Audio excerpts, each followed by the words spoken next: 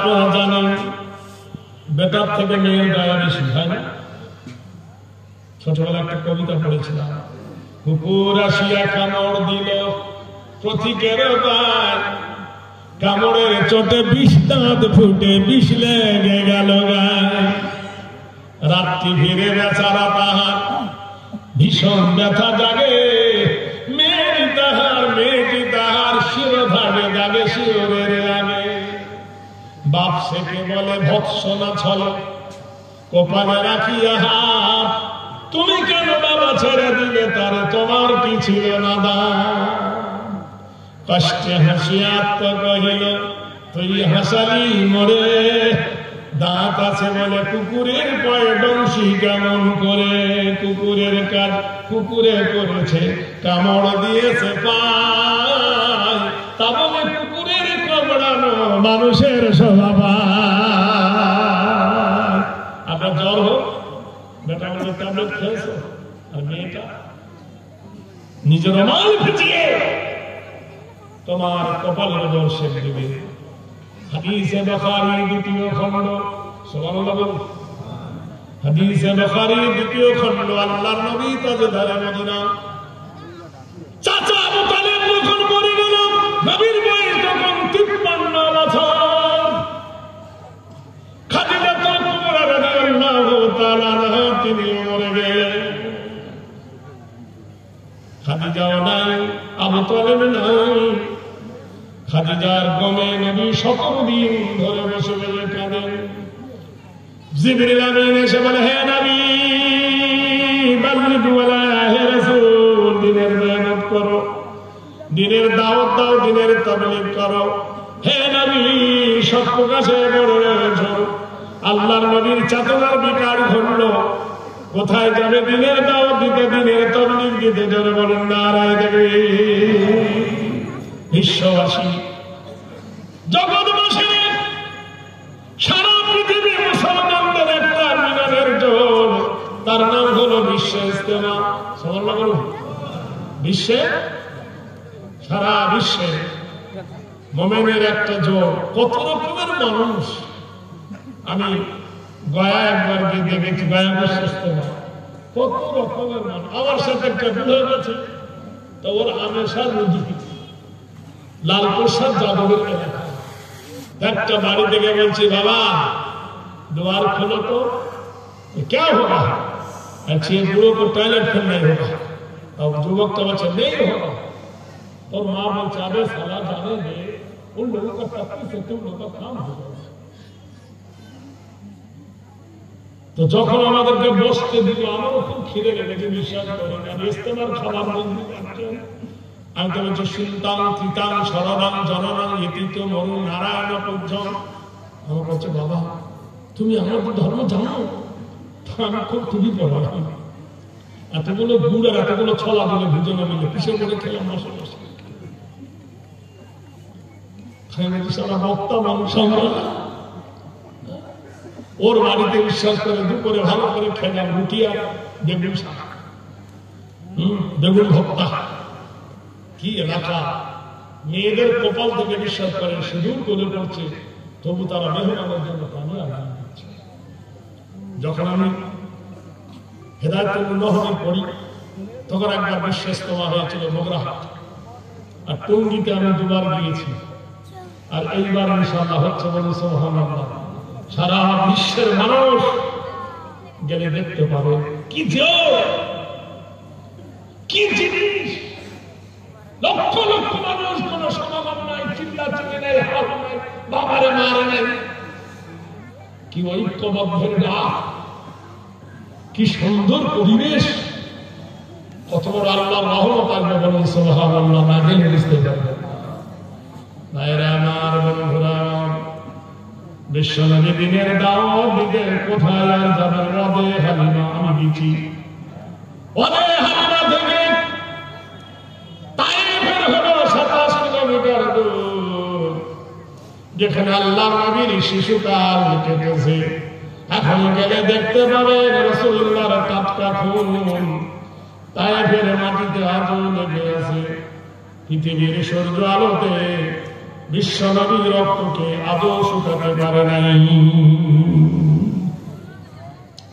রাহমাতাল লিল আলামিন তায়েবাসীকে ডাক দিয়ে আমরা তায়েবাসী রে 53 বছর বয়স নবীর, হে তায়েবাসী শুনে নাও, আল্লাহ আমাকে নবী করে পাঠিয়েছেন, তোমরা মেনে নাও।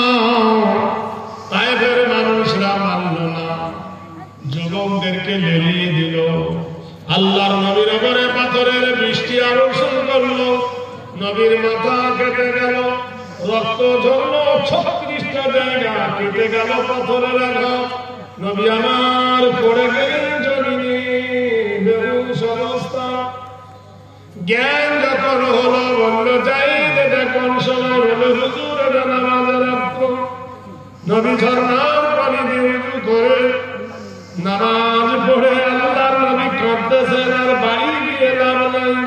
কি আমার রক্ত ধুইয়ে দিবে, কি আমার রক্ত মুছিয়ে দিবে? আমার খাদিজা বেঁচে নাই। কি আমার মাথায় হাত দিয়ে দোয়া করবে? আমার চাচা বোতলে বেঁচে নাই। কি আমাকে সান্ত্বনা দেবে? পৃথিবীতে আমার আর কেউ নাই। জায়েদ বললেন, ইয়া রাসূলুল্লাহ, আপনার নাই খাদিজা নাই, কিন্তু আপনার 4টে মেয়ে আছে, জয়নাব, কুলসুম, রোকেয়া, ফাতেমা।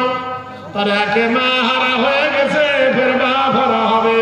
হে নবী, কান্নায় তারা বুক ভাসাবে, তাড়াতাড়ি বাড়ি চলুন। আল্লাহর নবী মেয়েদের কথা মনে করে, বিটিদের কথা মনে করে, কন্যার কথা মনে করে নবী আমার তায়েব থেকে বাড়ি এলে।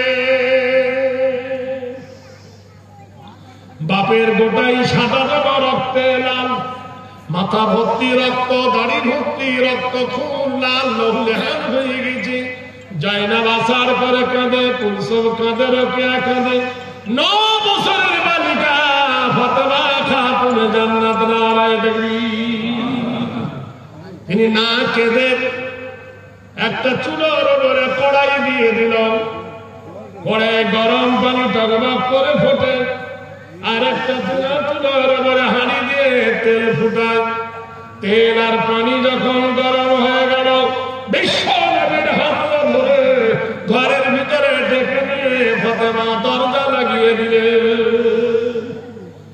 নবীজির মাথাটা ধরে ফাতেমা নিজের কোলের উপর শোয়ালেন, বাপের মাথা মেয়ের কোলের উপর শুইয়ে দিয়ে জানু বেড়ে বসে ফাতেমা খাতুনে জান্নাত নিজের ওড়না খানা গরম পানিতে চেপে ধরে। গরম পানি নেকড়া ভিজি, নেকড়া নিচড়ে সেই গরম নেকড়া নবীর কাটা হয়ে চেপে ধরে। আল্লাহ নবীর রক্তগুলো মুছে যায় আর যন্ত্রণা কমে যায়।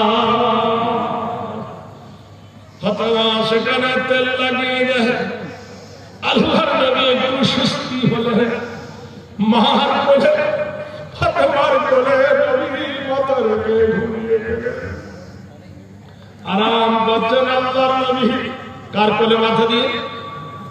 মেয়ের কোলে মাথা দিয়ে। সুবহানাল্লাহ, কত বড় ভাগ্য, কত বড় নসিব। আমাদের কপালে বারিশ হয়, নবীর কপালে দিয়েছেন খাতুনে জান্নাত ফাতেমা জোহরা নিজের গোদ মোবারক। আল্লাহর নবী যখন ফাতেমার দুই হাত তুলেছেন আল্লাহর দরবারে, চোখের পানি বর্জার বলছে, আল্লাহ তোমার কুদরতের খেলা। ইব্রাহিম নবীকে নমরুদ আগুনে ফেলল রে আল্লাহ, ইব্রাহিম নবীকে নমরুদ আগুনে ফেলে দিল। তুমি ইব্রাহিমের জন্য আগুনটা ফুলের বাগান করে দিলে আল্লাহ। আমার আব্বাকে তাইফের মানুষ পাথর মারল আল্লাহ, ওই পাথরটা যদি তুমি ফুল করে দিতে গো আল্লাহ, আমার আব্বা তাদের কপাল ভাঙত না। আয় আল্লাহ, ফাসারাউনা ফিরাউনা রাসূলা, তোমার নবী মুসাকে ফেরাউন তাড়া করলো। শুধু নবী ছিল তোমার সাথে, আর বনি ইসরাঈলরা ছিল নবীর সাথে।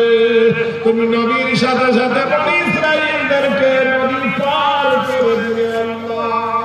আর আমার আব্বা রক্তের বন্যা বয়ে গেল। আল্লাহ, যদি ওই পাথরটা তুমি তুলা করে দিতে, তাহলে আমার আব্বা জানের কপাল মাথা ভরতো না। নারায়ে তাকবীর। নবীজি ডাক দিয়ে বললেন, ফাতেমা রে, অমন করে দোয়া চাইতে হয় না। ফাতেমা রে, অমন করে দোয়া করতে হয় না। ফাতেমা বাপকে দেখে বলেন, আব্বা তুমি কি তোমার আব্বাকে দেখেছো? আল্লাহর নবী বললেন, ফাতেমা আমি দুনিয়াতে এসে শুনেছি, আমার আব্বাকে দেখি নাই। তোমার আব্বা যদি বেঁচে থাকতো, আব্দুল্লাহর মাথা যদি কেউ ফাটিয়ে দিত পাথর দিয়ে, তোমাকে কেমন লাগতো? আল্লাহর নবী বললেন, ধৈর্য করা যেত না। বললো, আব্বা জান, তোমার বাপকে মারলে তোমার ধৈর্য আসতো না, আর আমি ফাতেমা আমার আব্বাকে মেরেছে, আমার কেমনে ধৈর্য আসবে? নারায়ে তাকবীর। সেই নবীর উম্মত আমরা, অনুসারী আমরা।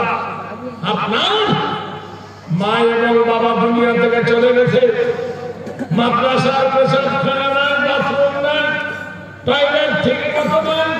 আপনাদের কাছে আমার সব থেকে বিশেষ দাবি, আজকের দিনে 21টা ছেলেকে কোরআনে হাফেজ আমি এই এলাকায় যতদিন জলসা করি, এই জঙ্গলের ভিতরে ছোট্ট পল্লী এলাকায়